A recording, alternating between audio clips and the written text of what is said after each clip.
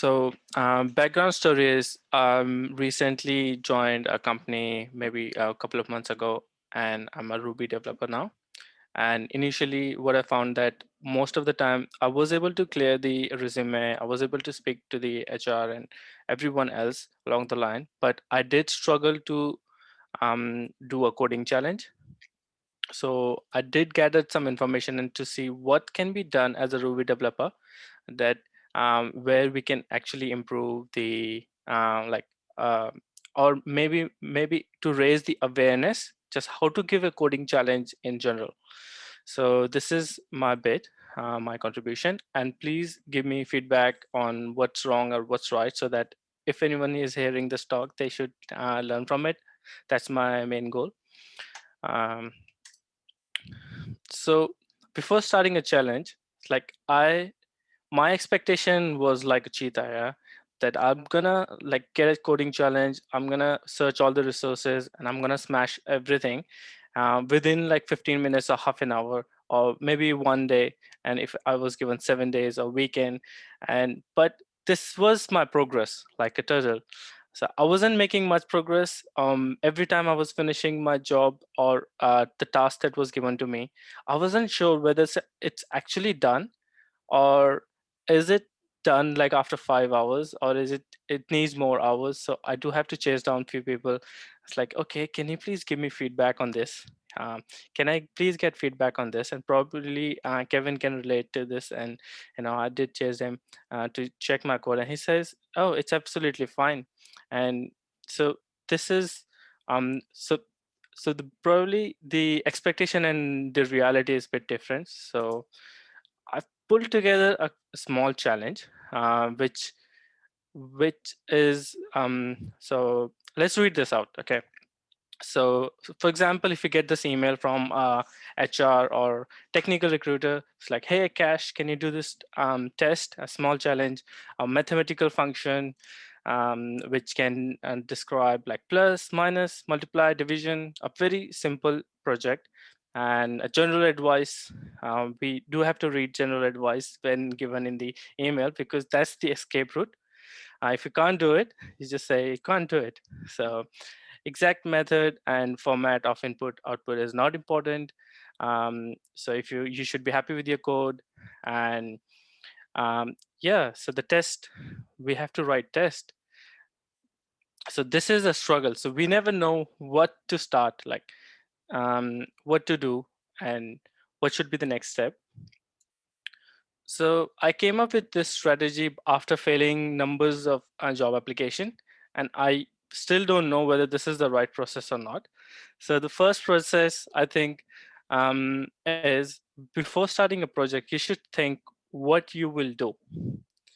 So if you have a clear understanding what you're gonna do, so coming back to this, what should we do? So I'm thinking of creating a calculator which will have 4 methods in it: plus, minus, multiply, division, and I'll write a test for it. I will make sure that I'll write each so a test for each functionality, for one, at least one functionality which will work, and one tricky functionality which can work or cannot work. So that's the strategy that we have thought. So we've taken the step one. So the next step would be to write tests. So, and let's start coding. Okay, so it's better. So the first step would be create a clean folder, which is, let's do, I always get messed up with the name. So let's do row1 and go inside row1. And so how will you set up your project if you are going to do it with Ruby? So the best step that I learned from Michael Miluski, and he said, this is how you write your first project. Okay, so I've already created a folder where I'm gonna work in. I've already bundled in it, so I have a gem file which can take gems in it. So let's go to the folder. This is a shortcut that I use to create to open a Visual Studio Code editor. Let me zoom in. This should be good. So this folder contains only one file, which is a gem file, we can see, and we don't need Rails from this. Let's just first quickly install one of the gem that we need to start with, and using terminal inside the VS Code, and let's bundle it. What this command will do, it will install a gem RSpec. So we are going to use RSpec as a primary testing tool. We can set up RSpec, this command, and it will initialize this folder for us. We don't have to do anything with this folder. Just let's create a file where we will make sure that we'll write a test. So that's not the right spelling of calculator, is it? Okay, so there you go. So usually in Ruby, we write the specs with the first name of the thing that we want it to do, and this underscore spec is the attribute that we need to show, use it in the file name so that it can detect that it's the right spec. Let me go back to the slide. So we are still on the second step. We have to write a test. So what test do we have to write? So we are making 4 important feature, which is plus, minus, multiply, and division. Okay, let's write this.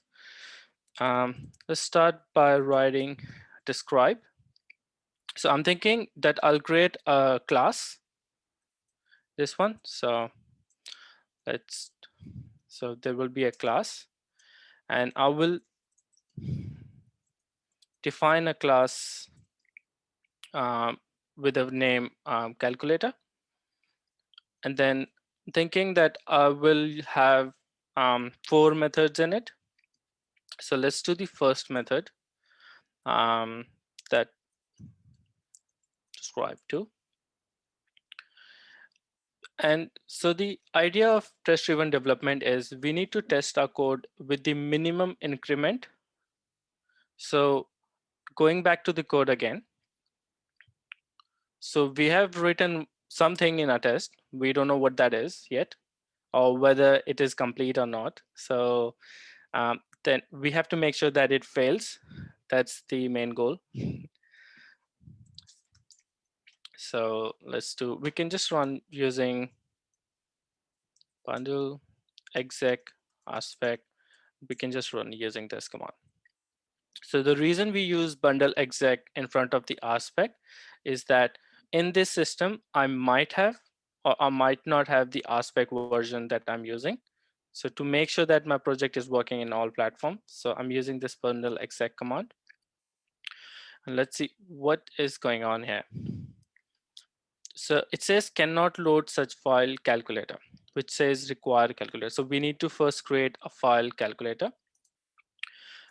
In Ruby, we have to create this folder, which is the main folder where we,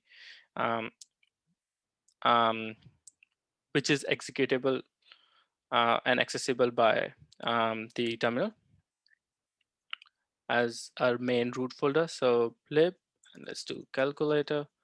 This is the name of the file name. Okay, let's run a test. Oh, this is a different error. So we got a name error that there is an uninitialized constant calculator in line 3 of the spec, which is this calculator.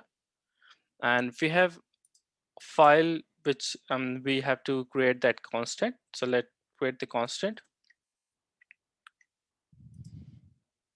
And so we've done a minimum increment. So coming back to the slide, we are saying that we are failing. So we on the step 3rd, we are failing the test multiple times. So our goal is that we have to pass the test. So hopefully that it passes. Okay, it does show all the green and doesn't give us the error. So that's the first step. We have passed the test. We cannot we can refactor this code. If anyone has any suggestion that easiest way to write a class without, so we can do that. But hopefully this is the cleanest way to write a class. And then we go to the next step, which is repeating step number 2. So this is the main process that someone who is creating, writing a coding challenge has to um, um, persist on, that they follow this structure and be as so what this will be as much clean as possible. So what this will do is whoever is going to decide whether this is a right this person has the right skill or not this will learn that you have done an incremental, you have written an incremental test, which is a good sign that you're aware of what stress driven development is. The second thing is you do understand how tests work, and if you go far away with, like, if you do all the tasks, then it will be all greens, like all checked boxes, that you understand test driven development, you know how to increment it, you know how to write a clean code, and you know how to solve a problem, and production ready code. Sure. So let's increase the difficulty. So we have described a plus, hash plus. So this is a way how we showcase um, that we are defining a method. We are in this describe block, we will test method. So the method name is usually started with the hash, is how we describe it. So which means that the method name is plus. So let's use calculator. Um, so okay, so does something. So it returns. So what should plus return? If we do uh, 2 plus 3 returns 5 when 2 plus 3, and then we will write a function.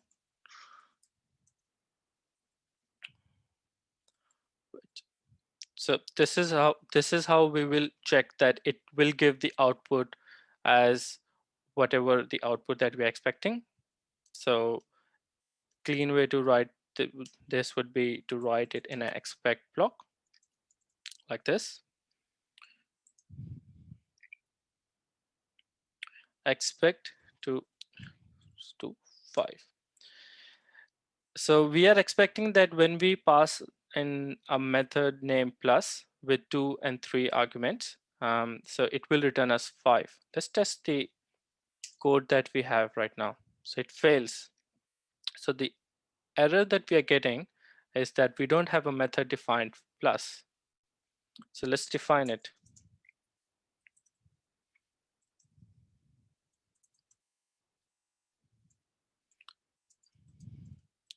So we have defined the method. So the next error is argument error, which is we are given 2 and expected 0. So I've given 2 arguments, but it expects 0. So which means that I have to make sure that it takes 2 arguments.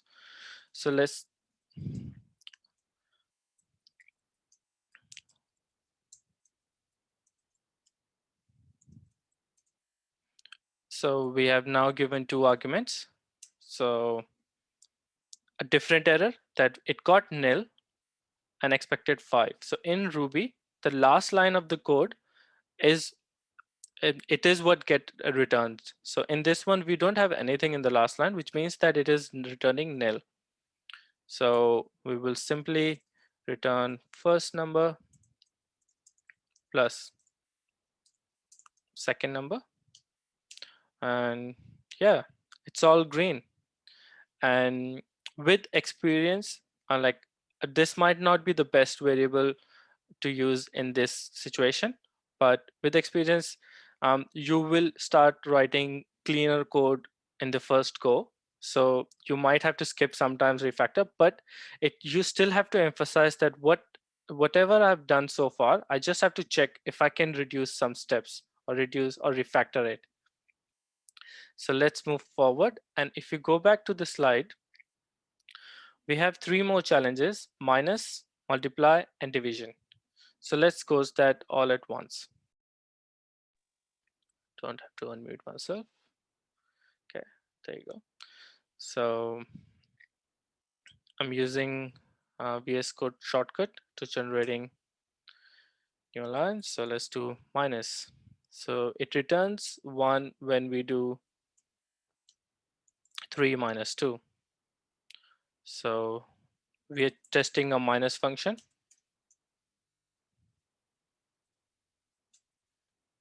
3 comma 2, and it returns 1, and I'm just going to comment this part. Okay, I can see the pattern that it says that the method is undefined minus. So let me bring this there. Okay, let me use the shortcut again, which is not working now. So minus, and if first number minus second. Yep, 2 greens. So we can also use skip to skip a test. But at this point, so let's try something else, multiply. And let's return 6 when given 2 and 3, return 6. And got 5, so which is incorrect. So hopefully it works. Yeah, it worked. So I can just get the name. Okay, so I did made a mistake there.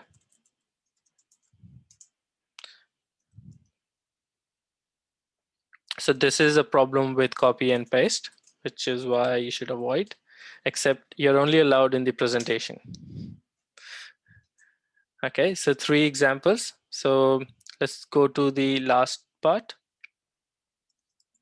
which is division.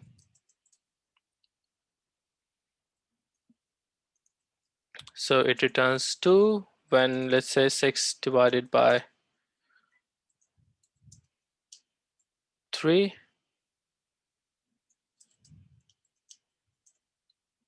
3 and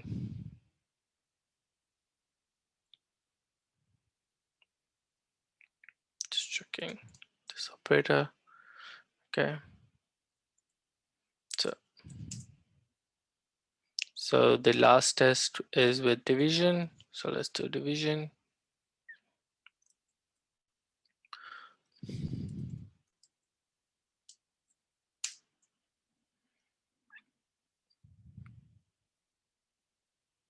So undefined method multiply. So I'm an idiot.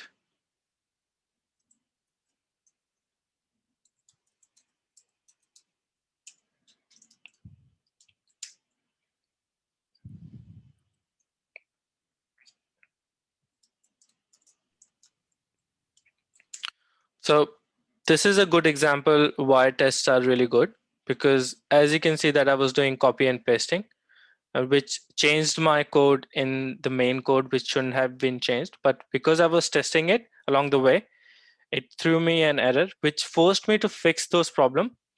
And so this is what the main expectation is when you're applying for a job, is that when you do your code, whatever work you do, and like if it is 5%, 10%, it should be a clean code, and it should be like production ready code where any like it can, or yeah, that's it. And so repeat step 2 until finish. So I think so this is complete. Okay, thank you. If you guys have any question, I'm happy to answer. Or if you guys have any suggestions for me to improve the process, please let me know as well. And this is my GitHub username, and this is my LinkedIn username. Um, if you want to connect, send me a connection request, please do. Happy to connect. Thanks, Akash. any questions or recommendations? I have a question. Sorry, I don't know if I missed it. Did you mention like when you should commit to Git? Like, is that like after each passing test or? Yep. Because this particular example was for a job application, and in that they haven't mentioned that whether they need this file to be zipped or committed. So, but ideally, whenever you feel that it's an increment, it's a new step, that's the best place to commit with reasonable explanation. But if you feel like that it's not reasonably incremented, so it's probably not a good time to commit. Or if you can also frequently commit it and Git squash it to make it like everything in one place, that it's a next step.